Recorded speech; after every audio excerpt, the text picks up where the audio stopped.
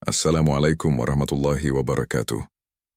Selamat datang di Demit Horror, tempat di mana kisah gaib, teror malam, dan misteri dunia lain diungkap tanpa ampun. Di sini kamu akan mendengar cerita-cerita yang tak hanya bikin merinding, tapi juga bisa menghantui tidurmu. Suara bergema pelan, efek suara langkah kaki atau pintu berderit. Matikan lampu, pasang headsetmu, dan bersiaplah, karena kamu sedang memasuki dunia Demit Horror. Nada berubah sedikit lebih santai tapi tetap misterius. Jangan lupa untuk like, komen, dan subscribe agar kamu nggak ketinggalan kisah-kisah horor terbaru dari kami. Dan ingat, di balik setiap cerita selalu ada sesuatu yang mengintai. Di pinggir jalan raya yang menghubungkan Banyuwangi dan Situbondo, berdirilah sebuah warung sederhana beratap seng, dengan papan kayu kusam bertuliskan Rahang Tuna Bakar. Setiap sore, asap dari bara arang mengepul tebal, menebar aroma gurih yang memancing lapar siapapun yang lewat. Warung itu dikelola oleh pasangan suami istri, Pak Rozi dan Ibu Jina, bersama 4 anak mereka yang masih kecil-kecil. Anak sulungnya, Raffi, biasa membantu membakar ikan, sementara adiknya Tari menyiapkan sambal. 2 anak bungsu mereka yang masih SD hanya duduk di pojokan. Sesekali membantu membungkus pesanan, mereka hidup sederhana.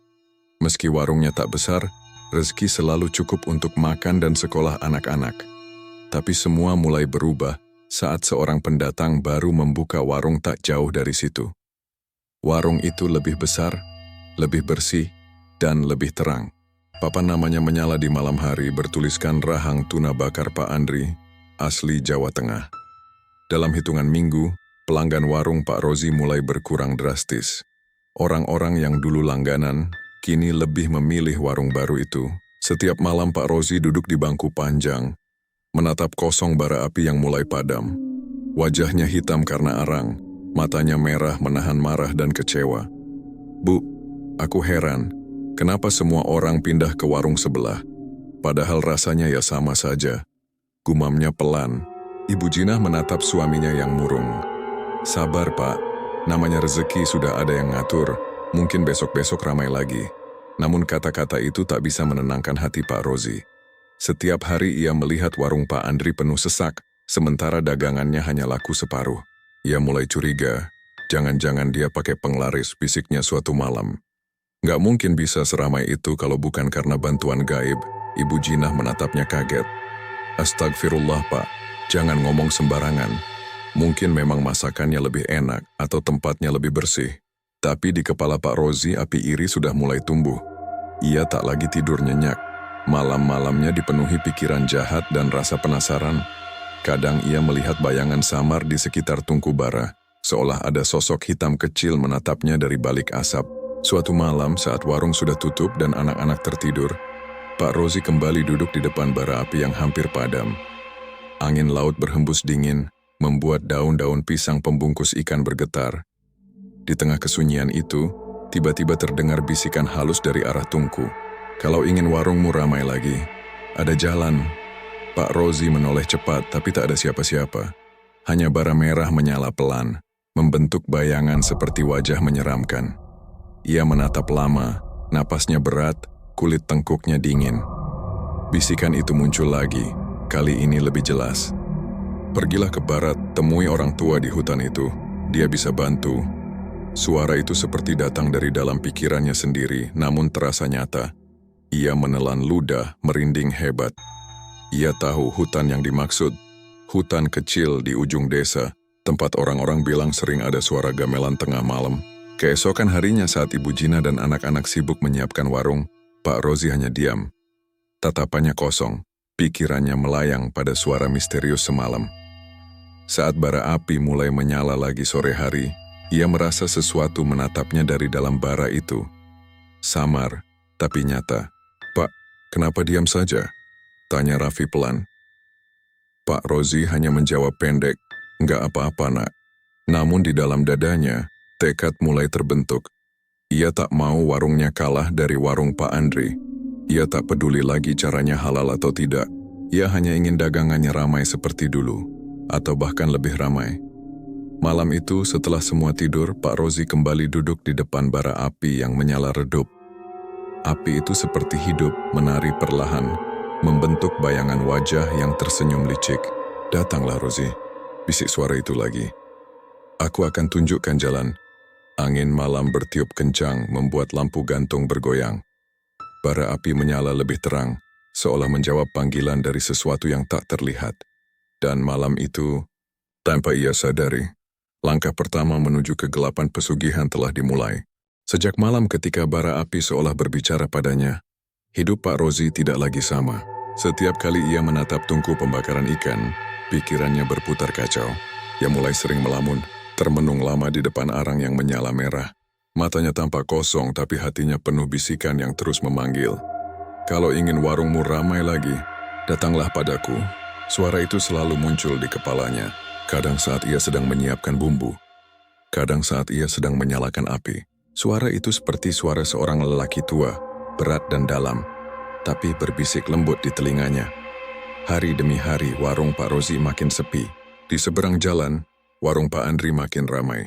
Motor dan mobil silih berganti datang. Lampu terang benderang, dan suara orang tertawa membuat hati Pak Rosie makin panas. Pernah suatu malam, ia berdiri di seberang jalan menatap warung Pak Andri dari jauh. Ia melihat Pak Andri tersenyum ramah melayani pembeli. Sesekali menyapa dengan sopan. Tapi yang membuat Pak Rosie makin geram adalah ketika ia melihat beberapa pelanggan lamanya ikut makan di sana. Bahkan mereka yang dulu sering utang di tempatku, sekarang makan di sana.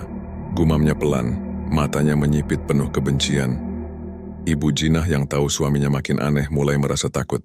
"Pak, jangan terlalu dipikir, kita ini cuma jualan. Rezeki itu bukan kita yang atur," ujarnya dengan lembut. Namun Pak Rosie hanya diam. Ia tidak mendengarkan lagi. Setiap malam ia merasa seolah ada bayangan berdiri di dekat tungku.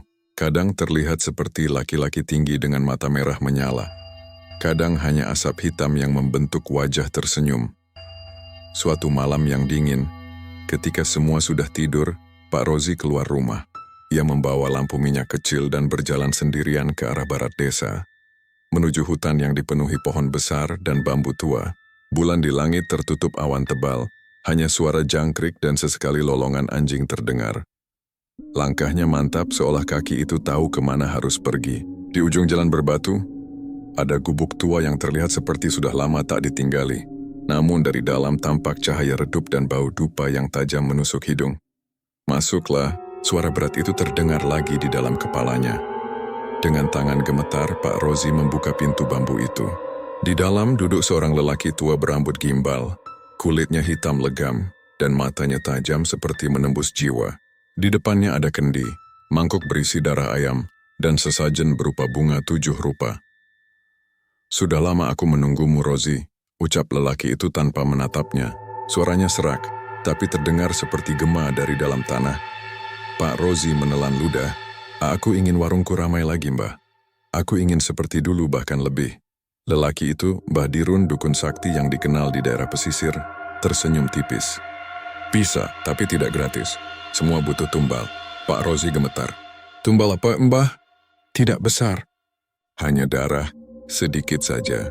Untuk memanggil kekuatan dari bawah tanah. Untuk menghantam lawanmu." Pak Rosie terdiam lama. Ia tahu ini salah. Tapi bayangan warung Pak Andri yang selalu ramai membuat pikirannya gelap. Akhirnya ia mengangguk pelan. "Baik, Mbah Riwid yang harus kena melalui anak." Mbah Dirun berdiri, mengambil ayam hitam dari sangkar di pojok ruangan. Dengan cepat ia menyembelihnya, darahnya ditampung ke dalam mangkuk tanah liat. Bau amis darah segera memenuhi udara. Ia mencelupkan jari ke darah itu, lalu menggambar simbol aneh di lantai tanah. "Ini untuk membuka jalan bagi roh yang kau panggil." Lalu ia mulai melafalkan mantra dalam bahasa kuno. Suaranya berat seperti datang dari jauh di dalam bumi. Angin berhembus kencang ke dalam gubuk, lampu minyak bergoyang, dan suara lolongan anjing terdengar semakin dekat. "Sekarang sebut namanya," kata Mbah Dirun.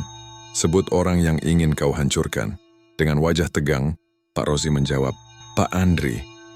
Tiba-tiba bara dari tungku kecil di pojok ruangan menyala terang, dan dari asap hitam yang naik ke langit-langit, muncul bayangan menyerupai manusia tapi tak memiliki wajah. Suaranya bergema pelan, berat dan dingin. Permintaan diterima. Bersamaan dengan itu, darah ayam di mangkuk mulai mendidih sendiri. Pak Rosie menatap dengan ngeri, tapi Mbah Dirun hanya tersenyum. "Sudah, pulanglah. Dalam 3 malam kau akan lihat hasilnya." Pak Rozi keluar dari gubuk itu dengan langkah gontai. Angin malam terasa lebih dingin dari sebelumnya. Seperti ada sesuatu yang mengikutinya di belakang. Di sepanjang jalan pulang, ia terus merasa ada mata yang menatap dari balik pepohonan. Sesampainya di rumah, ia duduk di teras, memandangi langit gelap. Dalam hati kecilnya, ia berdoa agar Pak Andri benar-benar hancur. Tapi di balik doa itu, terselip rasa takut yang ia sendiri tak bisa jelaskan. Dan malam itu, dari arah dapur terdengar suara bara api menyala sendiri. Padahal belum ada yang menyalakan tungku. Api itu menyala pelan, menari, dan sesekali membentuk bayangan seperti wajah yang sedang tersenyum puas. Pak Rozi tahu, malam itu ia telah benar-benar melangkah ke dalam jalan gelap yang tak bisa ia putar kembali. 3 malam berlalu sejak Pak Rozi melakukan ritual gelap bersama Mbah Dirun. Setiap malam, ia menunggu dengan hati berdebar, berharap kabar buruk datang dari warung Pak Andri. Malam pertama, tidak ada apa-apa.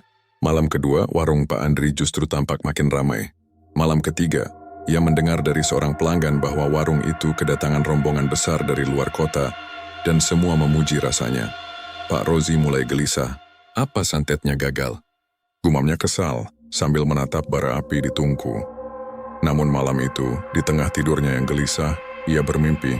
Dalam mimpi itu, ia melihat sosok hitam besar berwajah ikan tuna. Tubuhnya licin dan berbau amis. Sosok itu menatapnya dengan mata merah, lalu berkata lirih, "Aku sudah datang, tapi dia tidak bisa disentuh." Pak Rozi terbangun kaget, napasnya tersengal. Peluh dingin membasahi dahinya. Ibu Jinah yang tidur di sebelahnya ikut terbangun. "Pak, kenapa? Mimpi buruk lagi?" Namun Pak Rozi hanya terdiam, menatap langit-langit dengan pandangan kosong.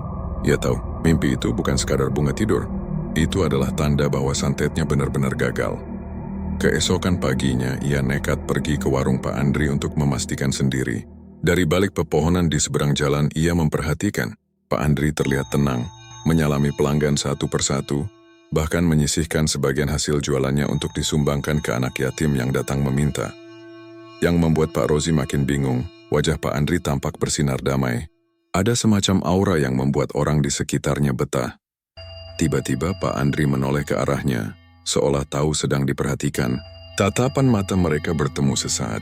Namun bukannya marah atau curiga, Pak Andri justru tersenyum kecil. Senyum yang tenang, tapi membuat jantung Pak Rozi berdegup kencang. Ia buru-buru pergi, merasa ketakutan sendiri. Apa dia tahu? Apa dia sadar aku yang mengirim santet itu? Pikirnya dengan gelisah. Sore harinya ia menemui kembali Mbah Dirun. Gubuk sang dukun kali ini lebih gelap dari sebelumnya.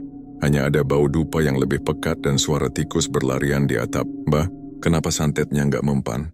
Tanya Pak Rozi dengan nada cemas. Mbah Dirun memejamkan mata, menghembuskan napas berat. Orang itu bukan orang biasa. Ada kekuatan besar yang melindunginya. Aku sudah lihat dalam pertanda. Di kampung asalnya, dia seorang kiai. Ilmu hitam tak bisa menembus 2 orang suci, Rozi. Wajah Pak Rozi menegang. "Kiai?" "Iya," jawab Mbah Dirun. "Dia orang yang hatinya bersih. Santet hanya akan memantul dan kembali pada pengirimnya kalau kau memaksa." Pak Rozi menelan ludah, tubuhnya mulai gemetar. "Terus, sekarang apa yang harus saya lakukan?" Mbah Dirun menatapnya lama. "Kalau kau mau melanjutkan, bukan santet yang harus kau pilih, tapi pesugihan. Tapi itu bukan main-main, Rozi. Sekali kau masuk, tak ada jalan keluar. Setiap keuntungan akan menuntut bayaran." Suara itu bergema di telinga Pak Rozi. Kata pesugihan membuat dadanya bergetar, antara takut dan tergoda. Ia tahu kisah-kisah pesugihan dari orang-orang kampung. Ada yang tiba-tiba kaya, warungnya laris, tapi bertahun kemudian keluarganya hilang satu persatu. Namun dalam pikirannya yang sudah diracuni iri, logika mulai hilang. Ia hanya berpikir satu hal. Aku tidak mau kalah dari Pak Andri. Malam itu, setelah pulang dari gubuk Mbah Dirun, ia duduk di depan warungnya yang sepi. Hanya suara jangkrik dan desir angin malam yang menemani.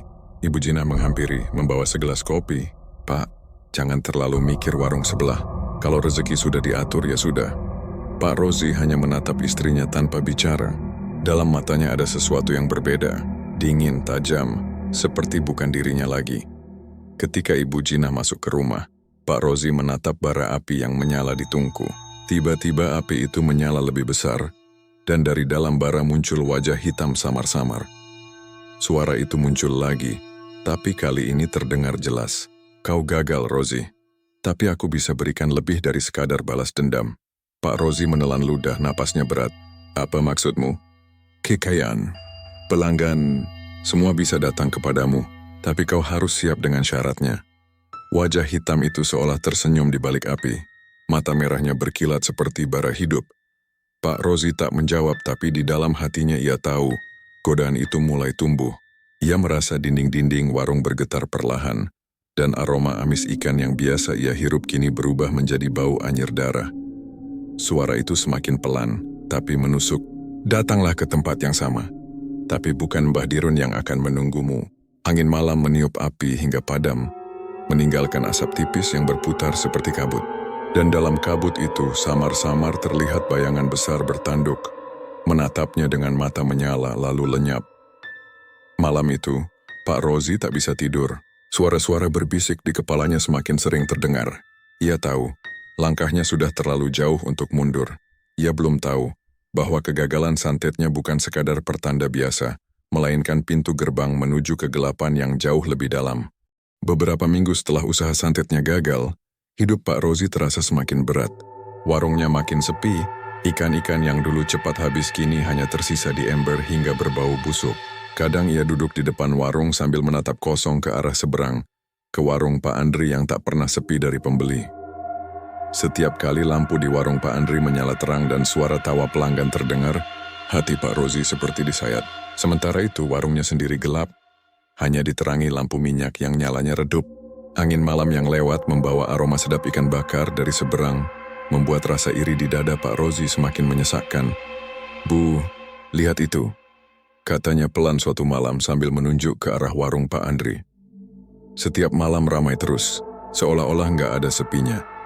Ibu Jinah yang sedang menyiapkan sambal hanya menjawab dengan nada lelah, "Sudah Pak, jangan lihat-lihat warung orang, nanti malah bikin hati tambah panas." Tapi justru kata-kata itu membuat amarah dalam dada Pak Rosie semakin meledak. Ia membanting sendok kayu ke meja, hingga sambal ciprat ke dinding. "Gimana aku bisa tenang, Bu? Dulu semua orang beli di tempat kita. Sekarang, nggak ada satupun yang datang. Aku capek jualan tapi nggak laku." Suara teriakannya membuat anak-anak yang sedang tidur terbangun ketakutan. Malam itu rumah mereka terasa mencekam. Di luar, suara angin seperti berbisik, menembus celah-celah dinding bambu. Setelah semua kembali tidur, Pak Rosie duduk sendirian di depan tungku yang sudah padam. Ia menatap arang hitam itu lama sekali sampai tiba-tiba, di tengah keheningan bara itu menyala sendiri. Dari nyala kecil itu muncul suara samar. Suara yang sama seperti sebelumnya, berat, licin, dan menggoda. "Rosie, kenapa kau diam saja? Kau mau kalah lagi?" Pak Rosie tertegun. "Siapa kamu?" Suaranya bergetar. "Aku yang bisa menolongmu. Kau sudah mencoba jalan dukun tapi gagal. Sekarang biarkan aku yang membalasnya untukmu." Suara itu seperti berputar di sekeliling kepalanya. Ia menatap api kecil di tungku yang mulai membentuk bayangan aneh. Wajah hitam dengan mata merah membara. "Asal kau mau, aku akan buat warungmu seramai milik Pak Andri. Tapi ada harga yang harus dibayar." Pak Rosie menelan ludah. "Harga apa?" "Tidak sekarang, nanti saat waktunya tiba." Angin malam tiba-tiba bertiup kencang, membuat pintu bambu berderit keras. Api di tungku menyala makin terang tanpa ada yang menyalakan. Dari arah dapur terdengar suara seperti ikan yang hidup kembali, menggelepar di atas wajan kosong. Pak Rosie terkejut, tapi entah kenapa, rasa takut itu berganti dengan rasa yakin. Senyum tipis muncul di bibirnya. "Kalau itu membuat warungku ramai lagi, aku siap." Sejak malam itu, sesuatu mulai berubah. Keesokan paginya, banyak pelanggan datang tanpa tahu kenapa. Mereka bilang aroma ikan bakar Pak Rosie tiba-tiba lebih sedap, lebih menggoda. Satu persatu orang-orang yang dulu beralih ke warung Pak Andri mulai kembali. Ibu Jinah bingung tapi senang. "Alhamdulillah, Pak. Mungkin doa kita dikabulkan," katanya dengan mata berkaca-kaca. Namun di mata Pak Rosie ada sesuatu yang lain. Ia tahu itu bukan karena doa, itu karena perjanjian. Malam-malam berikutnya, keanehan mulai muncul. Api di tungku bisa menyala sendiri walau belum dinyalakan. Ikan-ikan di ember sering bergerak seolah masih hidup, padahal sudah mati sejak pagi. Kadang Ibu Jinah mendengar suara tawa kecil di belakang warung saat tengah malam, tapi ketika diperiksa, tak ada siapapun. Suatu malam, saat Ibu Jinah terbangun untuk ke kamar mandi, Ia melihat bayangan hitam duduk di dekat tungku. Bayangan itu tinggi besar, seperti manusia, tapi tubuhnya penuh sisik ikan. Wajahnya samar, tapi matanya merah menyala. Ketika Ibu Jinah menjerit, bayangan itu lenyap secepat asap. Keesokan paginya ia menceritakan semuanya pada Pak Rozi, tapi suaminya hanya tersenyum datar. Sudahlah Bu, mungkin cuma halusinasi. Namun diam-diam dalam hati ia tahu makhluk itu nyata, dan kini menetap di warung mereka. Sejak saat itu, uang mengalir deras. Setiap malam pembeli datang tanpa henti. Bahkan kadang warung tutup larut malam karena stok ikan habis. Tapi setiap kali menerima uang dari pembeli, tangan Pak Rozi terasa panas. Uang itu berbau amis seperti darah ikan busuk. Ibu Jinah mulai resah. Pak, aku nggak enak. Warung kita memang ramai, tapi tiap malam aku mimpi aneh. Ada suara orang ketawa. Ada bayangan di dapur. Jangan-jangan kita belum sempat. Ia melanjutkan. Pak Rozi membentak. Sudah, jangan ngomong yang enggak-enggak. Aku capek dengar keluhanmu. Sejak malam itu, sikap Pak Rozi makin berubah. Ia mudah marah, sering bicara sendiri, dan kadang tertawa tanpa sebab saat menatap bara api. Anak-anak pun mulai menjauh darinya karena takut. Suatu malam ketika angin berembus kencang, Ibu Jinah terbangun karena mendengar suara berbisik dari arah dapur. Ia berjalan perlahan menahan rasa takut, dan melihat sosok suaminya berdiri di depan tungku yang menyala, padahal tidak ada ikan yang dibakar. Api di tungku itu besar dan berwarna kebiruan. Di tengah nyalanya terlihat wajah menyeramkan sedang menatap Pak Rozi. Sudah saatnya, suara itu terdengar jelas di telinganya. Tapi entah dari mana asalnya. Ibu Jinah terdiam, tubuhnya gemetar, matanya tak bisa berpaling dari api yang hidup seperti makhluk bernyawa. Dan malam itu tanpa disadari, perjanjian gelap antara manusia dan iblis penglaris sudah benar-benar dimulai. Pak Rozi kini bukan lagi sekadar pedagang biasa. Ia telah menjadi milik sesuatu yang jauh lebih mengerikan dari sekadar dukun atau santet. Dan ketenangan yang dulu ia cari, berubah menjadi dendam yang perlahan menelan jiwanya sendiri. Malam itu langit Jawa Timur tampak muram. Awan pekat menggulung, menutupi bulan yang biasanya menerangi halaman rumah Pak Rozi. Di dalam rumah yang sudah mulai reot itu, Pak Rozi duduk termenung di depan tungku yang sudah dingin. Asap dupa tipis masih mengepul dari pojok ruangan, menebarkan aroma menyesakkan, bercampur dengan bau amis ikan tuna yang belum sempat dibersihkan. Sudah berminggu-minggu warungnya sepi. Pembeli yang dulu berderet kini hanya tersisa 1-2. Itu pun seringkali mengeluh rasa rahang tuna bakarnya tidak seenak dulu. Ibu Jinah, istrinya, sudah mulai kehilangan semangat. Anak-anak mereka sering menangis karena lapar. Rozi, sampai kapan kita begini terus? Suara Ibu Jinah lirih tapi menggigit. Aku dengar warung Pak Henry makin ramai. Katanya dia mau buka cabang lagi di pasar kota. Mendengar itu mata Pak Rozi berkilat. Ia menggertakkan giginya. Aku nggak terima. Dulu aku yang pertama jual rahang tuna bakar di sini. Tapi gara-gara dia datang semua pelanggan lari. Ibu Jinah menatap suaminya takut sekaligus cemas. Sudah ku bilang jangan cari jalan gelap lagi Zi. Santet kemarin aja gagal hampir bikin kita celaka. Aku mimpi buruk terus, seolah ada yang mengintai di sekitar rumah kita. Tapi Pak Rozi tidak mendengarkan. Kepalanya sudah penuh amarah dan iri. Ia berdiri, menatap keluar jendela menembus pekatnya malam. Kalau dukun itu nggak bisa bantu, aku bakal cari jalan sendiri. Aku dengar ada pesugihan di hutan belakang gunung itu. Katanya bisa bikin dagangan laris 7 turunan. Wajah Ibu Jinah langsung pucat. Jangan sih, itu pesugihan iblis. Aku pernah dengar. Orang yang datang ke sana nggak pernah tenang hidupnya. Pak Rozi hanya mendengus. Biarin, aku nggak butuh tenang. Aku cuma mau kaya. Mau buktikan ke semua orang aku bukan pecundang. Malam itu juga, tanpa pikir panjang, Pak Rozi membawa beberapa sesajen. Kepala kambing, segenggam beras, dan kendi air dari sumur belakang. Ia berjalan sendirian ke arah hutan di kaki gunung. Langit makin hitam, petir menyambar tanpa suara. Angin berdesir aneh, seperti berbisik di telinganya. Saat sampai di tengah hutan, ia menemukan pohon beringin besar dengan akar menjuntai seperti tali-tali hitam. Udara di sekitar sana begitu dingin, sampai napasnya keluar seperti kabut. Pak Rozi menaruh sesajen dan berlutut. Siapapun kau penunggu hutan ini, aku minta pertolonganmu. Aku ingin warungku laris. Aku ingin kaya, hening. Tapi tiba-tiba angin berhenti, daun-daun tidak lagi bergerak. Lalu, suara tawa lirih muncul dari balik gelap. Hahaha. Manusia serakah, akhirnya datang juga. Dari balik batang beringin muncul sosok hitam legam. Matanya merah menyala, lidahnya panjang menjulur sampai ke dada. Suara napasnya seperti geraman hewan. "Siapa engkau?" tanya Pak Rozi dengan suara bergetar. "Sebut aku, penguasa rahang iblis dari Laut Selatan. Aku mencium aroma darah tuna dari tubuhmu." Sosok itu mendekat, bayangannya menelan cahaya. "Kau ingin kaya manusia? Mudah, tapi dengan satu syarat." Pak Rozi menelan ludah. "Apa syaratnya?" Iblis itu menyeringai. "Setiap kali kau membakar rahang tuna, sebagian dagingnya adalah milikku. Dan setiap 7 purnama aku akan datang menagih sesuatu yang berharga." "Apa maksudmu sesuatu yang berharga?" Iblis hanya tertawa panjang. "Kau akan tahu nanti, manusia. Sekarang ulurkan tanganmu." Tanpa sadar Pak Rozi menuruti perintahnya. Iblis itu mencengkeram tangannya erat, panas seperti besi merah. Tiba-tiba telapak tangan Pak Rozi berubah warna. Muncul bekas luka berbentuk mulut ikan dengan gigi tajam. Ia menjerit kesakitan, namun iblis hanya tertawa menggelegar. "Mulai besok rahang tunamu akan mengeluarkan aroma yang membuat manusia tergila-gila. Tapi ingat, perjanjian ini tidak bisa dibatalkan." Ketika ia membuka matanya, Pak Rozi sudah tidak lagi di hutan. Ia tergeletak di depan rumahnya, dengan tubuh basah oleh embun dan darah yang menetes dari telapak tangannya. Keesokan harinya, keajaiban benar-benar terjadi. Warungnya kembali ramai. Orang-orang datang dari jauh, mencium aroma bakaran rahang tuna yang luar biasa menggoda. Bahkan banyak pembeli yang sampai rebutan dan saling dorong. Ibu Jinah sempat heran, tumben banget ramai begini. Padahal bumbunya sama seperti biasa. Pak Rozi hanya tersenyum samar.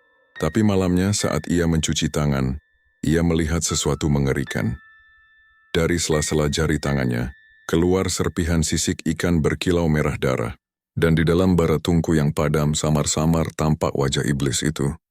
Menyeringai lebar. Suara tawa itu bergema di kepalanya. "Hahaha, nikmatilah kekayaanmu manusia. Waktumu tinggal menghitung purnama." Sejak malam perjanjian di hutan itu, kehidupan keluarga Pak Rozi berubah drastis. Warung rahang tuna bakar mereka kini tak pernah sepi. Setiap sore antrian mengular sampai ke jalan raya. Aroma rahang bakar buatan Pak Rozi begitu menggoda, seolah membuat siapapun yang mencium langsung ingin membeli. Namun di balik kesuksesan itu, suasana di rumah mereka mulai berubah. Sesuatu yang gelap, sesuatu yang tidak terlihat, seakan tinggal di antara dinding rumah bambu itu. Malam pertama setelah warungnya ramai, Ibu Jinah terbangun karena mendengar suara gemerincing piring dari dapur. Ia berpikir mungkin salah satu anaknya terbangun dan mencari makanan. Tapi saat ia berjalan ke dapur dengan lampu minyak di tangan, tak ada siapapun di sana. Hanya piring-piring yang bergetar sendiri di rak, seperti diguncang tangan tak kasat mata. "Rozi," panggilnya dengan suara bergetar. Pak Rozi datang dengan wajah kesal karena tidurnya terganggu. Tapi begitu melihat piring-piring itu bergerak sendiri, amarahnya langsung lenyap. Ia menatap dapur itu dengan mata membulat. "Diam kalian," teriaknya spontan. Dan anehnya piring-piring itu berhenti bergetar seketika. Hening, hanya suara jangkrik di luar rumah yang terdengar. Ibu Jinah menatap suaminya dengan mata ketakutan. "Aku bilang juga apa sih, ini pasti akibat pesugihanmu itu. Kita nggak bisa hidup damai kalau ada setan di rumah." Pak Rozi tidak menjawab. Ia hanya menatap tangannya. Bekas luka berbentuk rahang ikan itu kini tampak makin jelas. Bahkan terkadang bergerak seperti bernapas. Hari demi hari gangguan itu semakin sering terjadi. Malam-malam mereka dipenuhi suara langkah kaki di atap. Bisikan samar yang memanggil nama anak-anak mereka.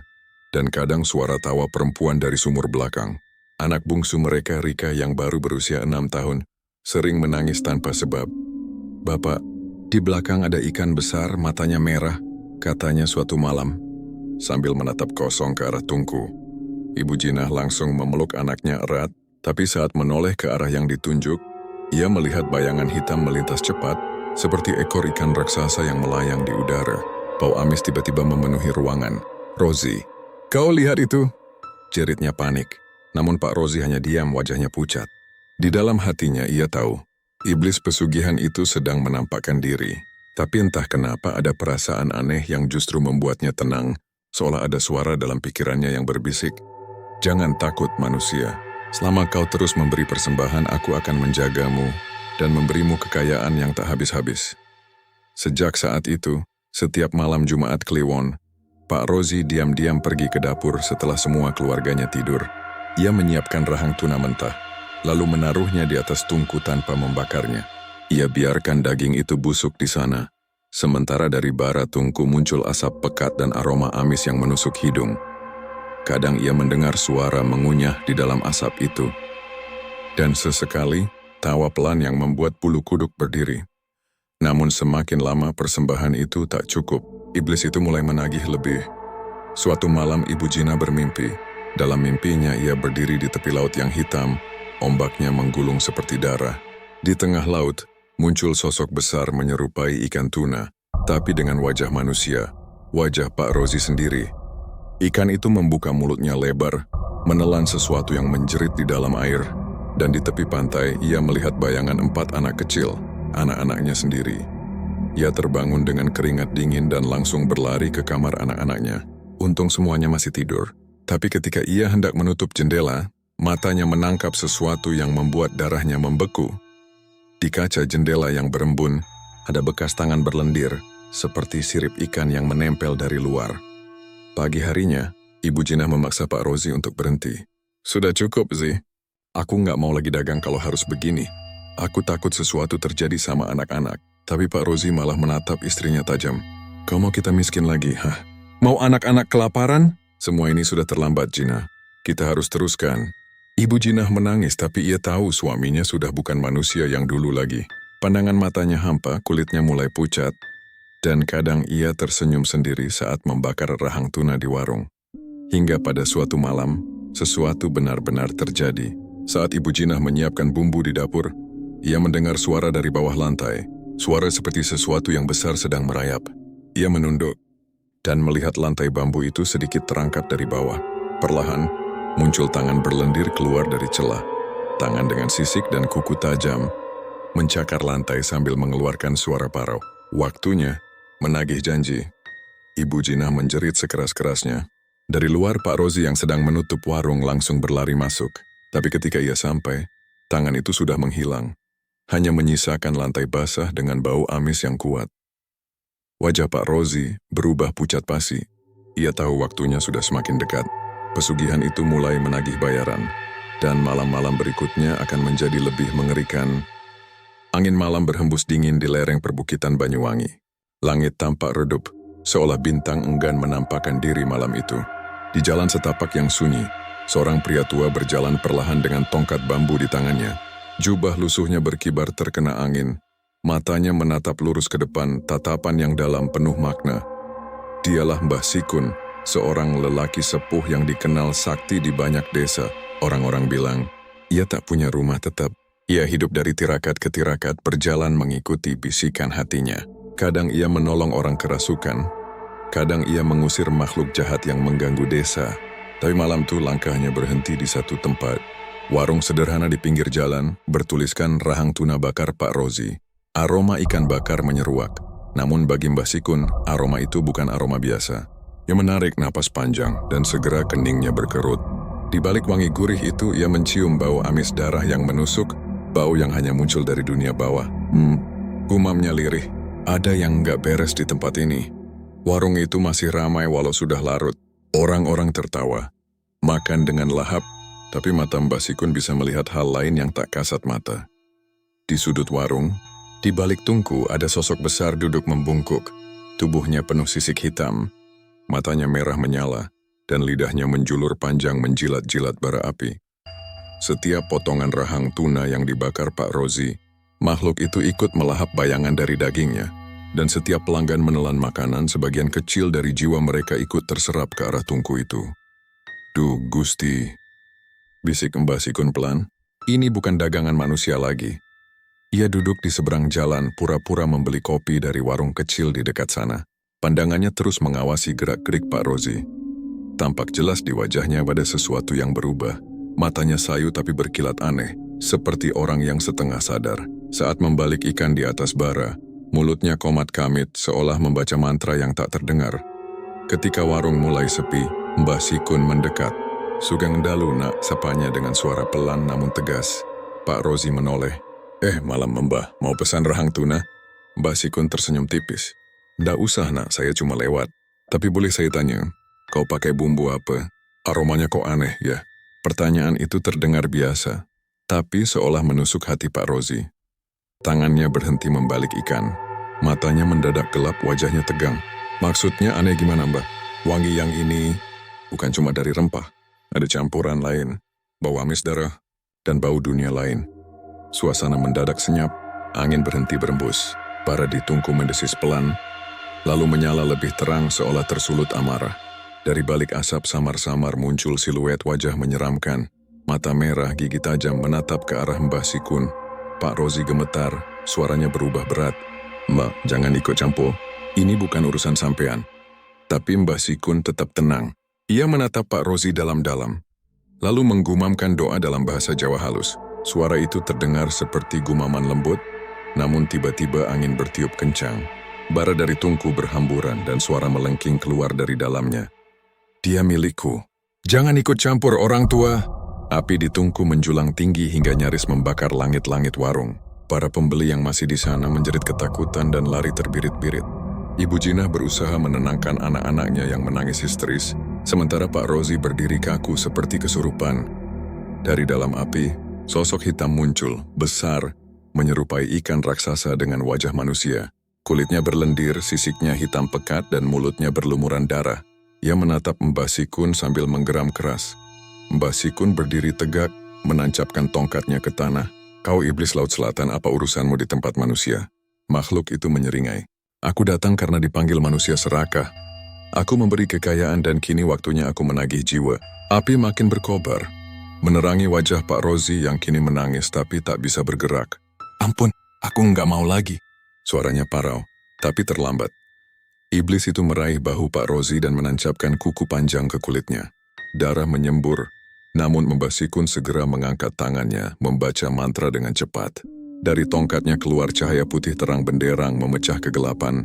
Aku peringatkan kau makhluk jahanam, kembalilah ke tempatmu. Suara dua kekuatan itu bertubrukan. Angin berputar kencang, debu dan bara beterbangan. Api padam, tapi hawa panas masih terasa.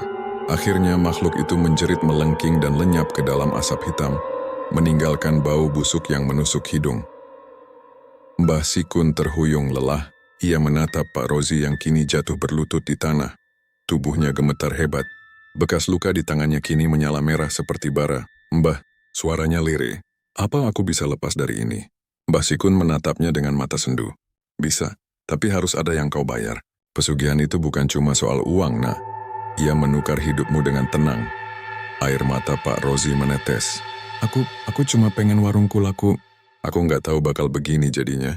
Mbah Sikun menghela napas. Penyesalan selalu datang terlambat. Tapi aku akan berusaha menolongmu selama masih ada waktu. Ia menatap langit yang kini kembali sunyi. Aku bisa rasakan iblis itu belum pergi jauh. Ia cuma kalah sementara. Cepat atau lambat dia akan datang menagih kembali. Dan kali ini, bukan cuma kau yang akan jadi korban. Malam itu, warung Pak Rozi ditinggalkan sepi. Bara di tungku sudah padam. Tapi dari abu yang tersisa tampak samar-samar bentuk wajah menyeramkan, seperti sedang menyeringai. Dan jauh di Laut Selatan ombak berwarna hitam bergulung pelan, seolah menunggu saatnya datang kembali ke darat. Sudah 3 hari berlalu sejak malam mengerikan itu. Warung rahang tuna bakar Pak Rozi kini kosong dan gelap. Bara tungku yang dulu tak pernah padam kini ditinggalkan dingin, seperti tak berjiwa. Tak ada pelanggan, tak ada tawa anak-anak, hanya kesunyian yang berat menggantung di rumah itu. Pak Rozi duduk di depan tungku, menatap arang yang menghitam. Matanya sayu, wajahnya pucat. Luka berbentuk rahang ikan di telapak tangannya kini membengkak. Kadang berdenyut sendiri seperti jantung yang hidup. Setiap kali ia mencoba tidur, suara bisikan itu selalu datang. Kau janji memberi persembahan, tapi kau melanggar janji manusia. Suara itu datang dari segala arah, dari tungku, dari sumur, bahkan dari dalam kepalanya sendiri. Ibu Jinah sudah tidak tenang sejak malam kejadian. Ia selalu mengunci pintu rapat-rapat, menyalakan dupa di setiap sudut rumah, dan membaca doa sekuat tenaga. Tapi tetap saja hawa gelap tak mau pergi. Kadang di malam hari, terdengar suara air menetes dari plafon. Tapi ketika dilihat bukan air, melainkan darah berwarna hitam pekat yang menetes dari kayu. Anak-anak mereka pun mulai berubah. Rika si bungsu kini sering duduk di pojok rumah, memeluk lutut sambil menatap kosong ke arah tungku. Saat ibunya menegurnya, ia hanya menjawab dengan suara datar. Bapak ikan sudah datang lagi, Bu. Dia bilang sebentar lagi waktunya makan malam. Mendengar itu, Ibu Jinah hampir pingsan. Malam itu, Mbah Sikun datang lagi. Tubuhnya tampak lelah tapi matanya tajam. Ia membawa sebotol air doa dan segenggam garam putih. "Rozi," katanya tegas, "Nak, malam ini jangan ada yang keluar rumah." Iblis itu sudah menagih. Aku bisa rasakan dia datang bersama angin laut. Pak Rozi hanya menunduk. "Aku takut, Mbah. Aku benar-benar takut." Mbah Sikun menatapnya dalam-dalam. "Kau harus kuat. Apapun yang terjadi nanti, jangan pernah menatap matanya langsung." Langit di luar tiba-tiba menggelap. Petir menyambar, tapi anehnya, tak ada hujan. Angin kencang berhembus membawa aroma amis laut. Dari arah timur terdengar gemuruh seperti ombak menghantam pantai. Padahal jarak ke laut puluhan kilometer. Ibu Jinah menjerit kecil. "Mbah, kenapa ada suara ombak?" "Dia datang," jawab Mbah Sikun pendek. Semua lampu minyak di rumah bergetar dan padam bersamaan. Gelap total. Suara angin berubah menjadi raungan panjang, disusul dengan suara langkah kaki basah. Ceplak, ceplak, ceplak. Berjalan mengitari rumah. Mbah Sikun segera menggambar rajah pelindung di lantai menggunakan garam. "Cepat masuk semua." Duduk di dalam lingkaran ini, mereka berempat berdesakan di tengah ruang tamu, memegang tangan satu sama lain, tapi tiba-tiba terdengar suara retakan dari dinding bambu. Perlahan bambu-bambu itu terbuka sendiri, seperti dicakar dari luar. Dari celahnya muncul tangan berlendir berwarna hitam kebiruan, besar, bersisik dan meneteskan air laut. "Dia sudah sampai," teriak Mbah Sikun. Seketika ia membaca mantra keras-keras. Udara bergetar, cahaya putih keluar dari tongkatnya, menembus kegelapan. Tapi dari balik celah itu muncul sesuatu yang lebih mengerikan. Wajah iblis laut itu separuh manusia, separuh ikan, matanya merah, giginya runcing, dan dari mulutnya keluar suara tawa menggema. "Hahaha, kau kira aku bisa ditahan garis garam murahan orang tua? Aku datang untuk menagih." Ia menerobos masuk. Tubuhnya melayang seperti kabut hitam. Dinding rumah pecah, genting beterbangan. Suara anak-anak menangis menembus bising malam. Pak Rozi mencoba melindungi keluarganya, tapi tubuhnya terhempas keras ke tembok. Darah muncrat dari mulutnya. Luka di tangannya kini menyala merah menyilaukan. Dan dari dalam luka itu muncul bayangan mulut ikan kecil yang menggigit daging tangannya sendiri. "Ah!"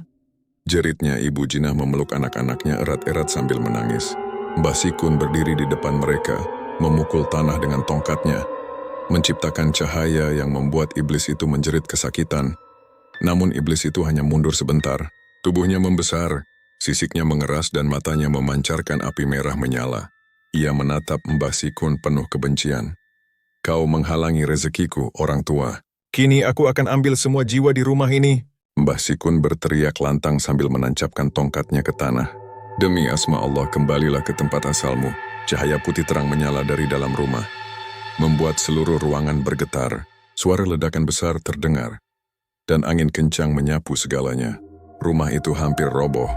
Saat debu mulai reda, iblis itu tampak memudar, tapi sebelum menghilang sepenuhnya, ia menatap Pak Rozi dan berbisik dengan suara lirih namun tajam, "Aku belum selesai. 7 darah, 7 jiwa akan kuambil sebelum purnama." Kemudian ia lenyap bersama angin. Rumah hancur, tungku pecah dan aroma amis menyebar di mana-mana.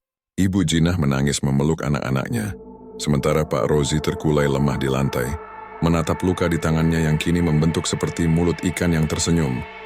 Mbah Sikun berdiri dengan tubuh gemetar, darah menetes dari bibirnya. "Dia sudah terluka," katanya pelan. "Tapi belum kalah." "Belum." Angin laut kembali tenang malam itu, tapi semua tahu, ketenangan itu bukan akhir, melainkan pertanda badai yang lebih besar sedang menunggu. Malam itu langit tampak gelap pekat, tanpa bintang, tanpa bulan.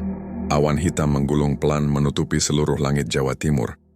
Angin berhembus kencang, membawa aroma anyir laut bercampur bau amis darah, yang samar-samar tercium dari arah warung Pak Rozi. Warung yang dulu selalu ramai itu kini sunyi.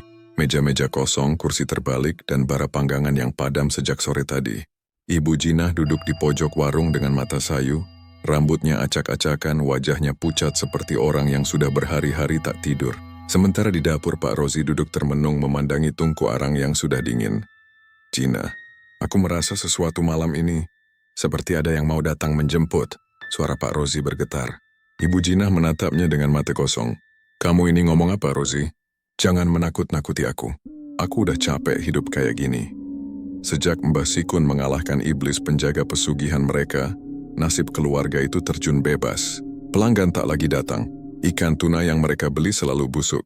Bahkan aroma dari warung mereka kini berubah amis dan menjijikkan.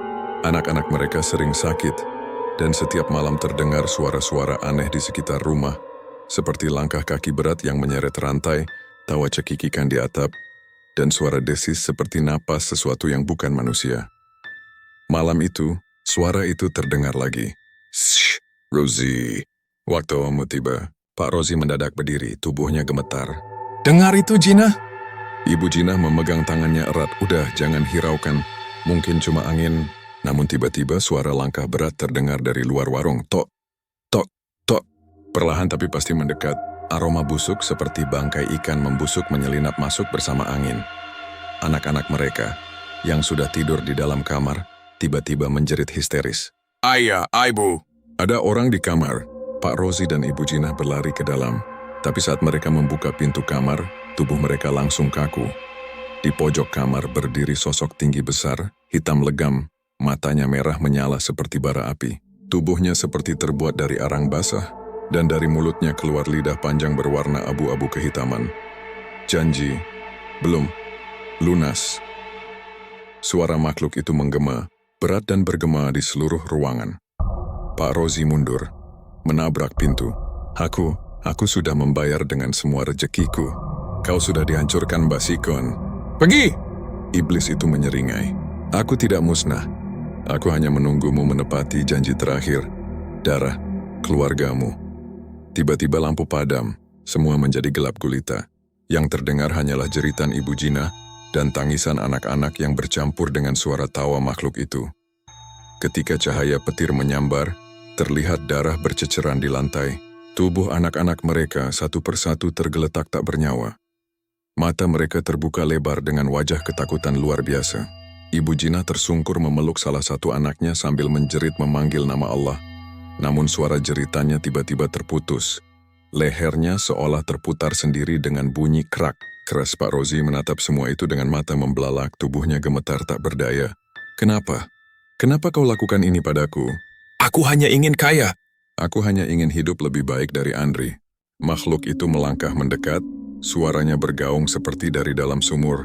Keserakahanmu adalah pintu yang kubuka sendiri. Kau ingin api rejeki, maka kini kuberikan api neraka. Makhluk itu meraih kepala Pak Rozi dan dalam sekejap tubuhnya terbakar dari dalam. Ia menjerit, kulitnya melepuh, matanya memutih, dan dalam hitungan detik tubuhnya hangus menjadi abu. Pagi harinya, warga sekitar menemukan warung Pak Rozi sudah rata dengan tanah. Hanya ada sisa arang, tulang-tulang ikan yang gosong dan bau amis yang menyengat. Tak ada satupun jasad keluarga itu yang ditemukan. Namun sejak hari itu, orang-orang yang melintas di sekitar bekas warung tersebut sering mencium bau rahang tuna terbakar, disertai suara anak kecil tertawa lirih di malam hari. Kadang, dari kejauhan terlihat seorang pria duduk di pojok bekas warung dengan tubuh gosong, memanggang sesuatu yang tak bisa dijelaskan bentuknya. Konon, mereka yang berani membeli tanah bekas warung itu dan mencoba membuka usaha baru, selalu berakhir dengan cara yang sama, terbakar hidup-hidup di malam Jumat Kliwon. Dan sampai sekarang, jika kau lewat di sana setelah tengah malam, mungkin kau akan mencium aroma itu, aroma rahang tuna bakar, bercampur bau daging manusia yang hangus.